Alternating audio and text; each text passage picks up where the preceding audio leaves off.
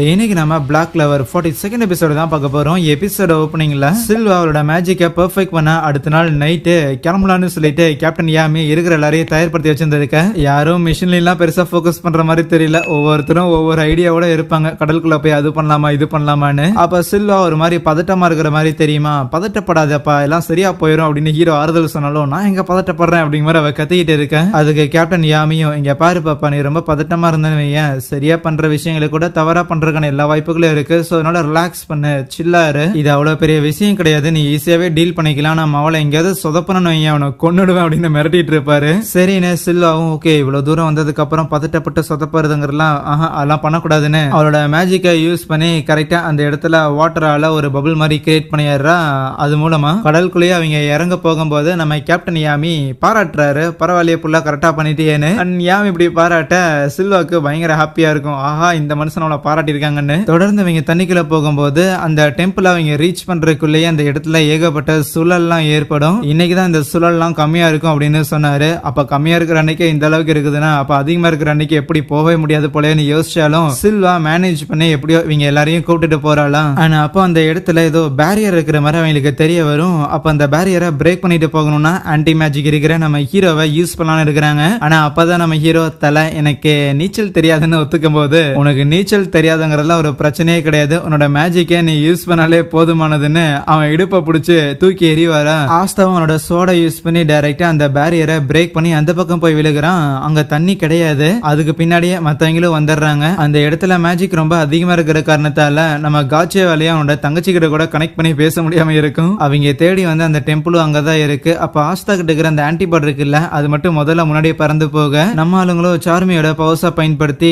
வந்துகிட்டு இருப்பாங்களா. அந்த இடத்துக்கு போனோடனே ஓகே என்ன ஆபத்து காத்திருக்குன்னு தெரியல, கண்டிப்பா அவனாவது வெயிட்டா வர போறான், அவனை தூக்கி போட்டு முதிக்க போறேன்னு சொல்லி நம்ம வாழ்க்கையால சண்டை போடுறதுக்காக வெறிகொண்டு இருக்க. அப்ப அந்த இடத்துல 2 பேர் இருப்பாங்க. ஓகே நம்ம கூட சண்டை போட வர போறாங்களான்னு பார்த்தா அவங்க இன்னும் ஏகப்பட்ட பேரை கூப்பிட்டு ஏய் நம்மளை பாக்குறதுக்கு விசிட்டர்ஸ் எல்லாம் வந்திருக்காங்கப்பா. அப்படின்னா என்ன ஹே ரோபெல்லாம் போட்டிருக்கீங்கன்னா மேஜிக்கல் நைட் ஆயா நீங்க அப்படின்னு சொல்லி இருக்கிற எல்லாரும் பயங்கர எக்ஸைட்டிங்கா பாத்துக்கிட்டு இருப்பாங்க. வெளியூர்ல இருந்து நம்மளை பார்க்க வந்திருக்காங்கிற மாதிரி கத்தி கடப்பரெல்லாம் இட்டு வந்து நம்மளை அட்டாக் பண்ண போறானுன்னு பார்த்தா இவனுங்க என்ன நம்மள ஜாலியா வரவேற்றுட்டு இருக்கிறானுங்கன்னு சொல்லி ஆஸ்தா குழம்பி போக யாமிக்கு அது பெரிய சர்ப்ரைசிங்கா இருக்காது. ஓகே நம்ம எதிர்பார்க்கறதோட ரியாலிட்டி கொஞ்சம் வித்தியாசமா இருக்குது அவ்வளவுதாங்கிற மாதிரி தான் ரியாக்ஷனே. சரின்னு யாமி அங்க இருக்கிற ஆளுங்கிட்ட சரி இந்த இடத்தோட ஒரு பாஸ் ஒருத்தர் இருப்பான்ல அவன் யார் அவனை போய் மீட் பண்ணணும்னு சொன்னோன்னே நம்ம யாமியோட இந்த ஸ்டைல காப்பி பண்ணணுங்க. பாஸோட இடத்த மீட் பண்ணுமா, பாஸ்ங்கிறது ஹையஸ்ட் பிரீஸ்ட போய் மீட் பண்ணு மேல இருக்கிறாரு அப்படின்னு அவனுங்க நம்ம யாமி பேசுற ஸ்லாங்லயே பேசிக்கிட்டு இருப்பானுங்க. அங்க ஒரு குகை மாதிரி ஒண்ணு இருக்கும். அந்த கதவை நீக்கிட்டு உள்ள போகும்போது இவ்வளவு தூரம் எங்களை கூட்டிட்டு வந்ததுக்கு வழி அனுப்புனதுக்கு ரொம்ப நன்றின்னு ஆஸ்தா சொல்லும் போது ஒன்ஸ் நீங்க வெளியே வந்தீங்கன்னா அந்த நன்றியை சொல்லுங்கன்னு ஒரு லேடி சொல்லுவாங்களா. அது எதுக்கு சொல்றாங்கன்னே புரியாம இவங்க பாட்டுக்கு உள்ள வந்தா அப்ப அங்க ஏதோ ஒரு வயசான ஆள் நிக்கிற மாதிரி தெரியுமா. தலை உனக்கும் ஆஸ்தா சொல்லும் போது அப்ப திடீர்னு அப்போ சைட்ல ஏதோ எச்சி ஒலி இருக்கிற மாதிரி தெரியுமா. அப்படியே திரும்பி பார்த்தா அது ஒரு பெரிய பாம்பு மாதிரியான ஒரு மீனா இருக்கும், ஒரு பெரிய மான்ஸ்டரா இருக்கும். அதை பார்த்தோன்னே ஆஸ்தாக்கும் சில்வாக்கும் உயிரே இல்லாடே ஏதாவது பண்றா அப்படின்னு சில்வா கத்திக்கிட்டு இருக்கேன். நம்ம ஆஸ்தாக்கு நான் என்னமா பண்றது அப்படின்னு சொல்லி பதவிக்கிட்டு இருப்பான். ஆனா அட்டாக் பண்ண வரும்போது வால்டியா காச்சின்னு சொல்லி 3 பேர் அதை ஈஸியா டீல் பண்ணிடுறானுங்க. ஆனா அப்ப அந்த வயசான நபரும் வந்துட்டு நான் தான் இந்த இடத்தோட ஹை பிரீஸ்ட், நீங்க என்ன பாக்குறதுக்கு தான் வந்திருக்கீங்களா, ஆனா உங்களை மாதிரி புது நபர்களை பார்த்தேன்னு எனக்கு ரொம்ப சந்தோஷமா இருக்கும் அப்படிங்கிற சொல்லி ஒரு மாதிரி வியடா சிரிச்சுக்கிட்டே இருப்பானா. புதுசா வந்தவங்களை அப்படி மான்ஸ்டரை காமிச்சதா பயமுறுத்துவியாடான்னு நம்ம யாமி கேட்டாலும் நல்லா தானே இருந்துச்சுன்னு சொல்லிட்டு இருக்கேன். அவங்க அடிச்சு போட்ட அந்த மான்ஸ்டர் ஏதோ பயங்கரமா ஏதோ வெந்த மாதிரி எல்லாம் தெரியுமா. ஆஹா இந்த மீன் சூப்பரா இருக்கும் போலயே டேஸ்ட் பண்ணலாமான்னு நம்ம சார்மி யோசிக்கும் போது அது கம்ப்ளீட்டா அப்படியே காத்தோட காத்தா மறைஞ்சு போயிருது. அது இந்த ஹை பிரீஸ்டோட ஒரு மேஜிக்கா தான் இருக்கும் போல. தோட பாக்குறதா இழிச்சவாய மாதிரி இருக்கிறான். அவனோட மேஜிக் வித்தியாசமா இருக்கே என்னவா இருக்கும்னு நம்ம வெனேசாவும் யோசிக்கும் போது அப்ப அந்த பிரீஸ்டே சொல்லிடுறான் ஓகே இந்த இடத்துல நீங்க அந்த மேஜிக் ஸ்டோனை தேடி தானே வந்திருக்கீங்க, ஆனா அது அவ்வளவு ஈஸியெல்லாம் கொடுத்துட முடியாது, ஆனா நீங்க அதை எடுத்துட்டு போகணும்னு விருப்பப்பட்டீங்கன்னா என் கூட ஒரு கேம் ஆடுறீங்களா. ஐயோ என்ன கேமா இருக்கும், ஒருவேளை நம்ம தோத்துட்டு நம்மள ஏதாவது பண்ணிடுவானுங்களோ அப்படின்னு பசங்களாம் பயந்துகிட்டே இருக்க. அப்ப மேக்னா கேட்பான் சரி உனக்கு இந்த மேஜிக் ஸ்டோனை பத்தி தெரிய வந்திருக்கு அப்படின்னா உனக்கு எப்படி அதை பத்தி தெரிய வரும்னு கேட்க.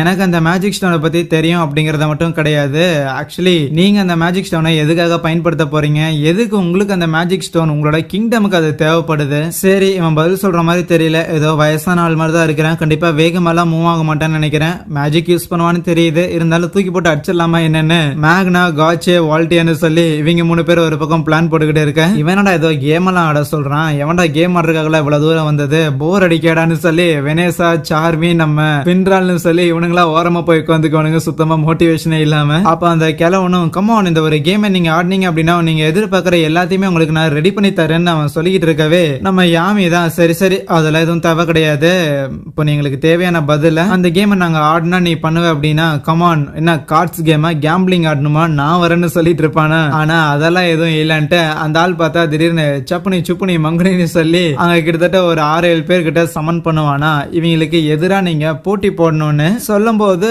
அதுல ஆப்போசிட்ல இருக்கிறவங்க எல்லாம் நம்ம ஹீரோஸை பார்த்துட்டு இவனுங்களா பாக்குறதுக்கு ரொம்ப சப்பையாகிறானுங்க ஈஸியா தோக்கடிச்சிடலாம் சொல்ல ஆஹா மீன்லாம் பேசுதுடா அப்படிங்கிற சொல்லி நம்ம ஹீரோ ஆச்சரியப்படுவானா. டே அது ஒரு மொக்க மாஸ்கடா ஏமாந்து தொலையாதரா அப்படிங்கிற பின்னாடி கத்திட்டு இருப்பானுங்க. அப்ப அந்த பிரீஸ்ட் அவங்க நிக்கிற இடத்துக்கு கீழே ஒரு போர்ட்டல் ஓபன் பண்ணி எல்லாரையும் வெவ்வேறு இடங்கள்ல மாத்தி விட்டுட்டு இப்போதைக்கு நீங்க ஒரு 9 பேர் இருக்கிறீங்க, எங்க ஆளுங்க ஒரு 9 பேர் இருக்கிறாங்க, அதனால இவங்க எல்லாரையும் நீங்க தோக்கடிச்சாலே போதுமானதுதான், பெருசா ரூல்ஸ் அப்படின்லாம் எதுவும் கிடையாது, நீ எங்க ஆளுங்க 9 பேரை அச்சு நவுத்திட்டீங்கனாலே முடிஞ்சது, உங்களால சண்டை போட முடியலன்னா நீங்க சண்டையில இருந்து ஓடி போகலாம், இல்லனா உங்க ஃப்ரெண்ட்ஸ் எங்க இருக்கிறாங்களோ அவங்களை தேடி கண்டுபிடிச்சு ஃப்ரெண்ட்ஸா நீங்க எல்லாரும் ஒன்னா இருந்து கூட எங்க ஆளுங்களை வந்து தோக்கடிக்கலாம் அப்படின்னு அந்த பிரீஸ்ட் எல்லாத்தையும் அனௌன்ஸ் பண்ணியிருக்க கேட்கவே தேவையில்லையே நம்ம வால்ட்டியால ஆஹா இதுக்காக தான்டா காத்துன்னு இருந்தேன் இப்ப வாங்கடா அப்படிங்கிற சொல்லி தயாரா இருப்பானா. நம்ம ஆஸ்தாவும் அதே மாதிரி தான் கமான் நான் பயங்கரமா இம்ப்ரூவ் ஆகணும் எவனா இருந்தாலும் வாங்கடான்னு சொல்லியிருந்திருக்க. அப்போ பின்னாடி ஒருத்தன் வந்து நிப்பான், தோடா என்ன என்னால கொஞ்சம் கூட உங்ககிட்ட இருந்த எந்த ஒரு மேஜிக்கும் ஃபீல் பண்ண முடியல, பங்கு உன்னால சண்டைக்கு இது போட முடியுமான்னு கேட்டா சண்டையா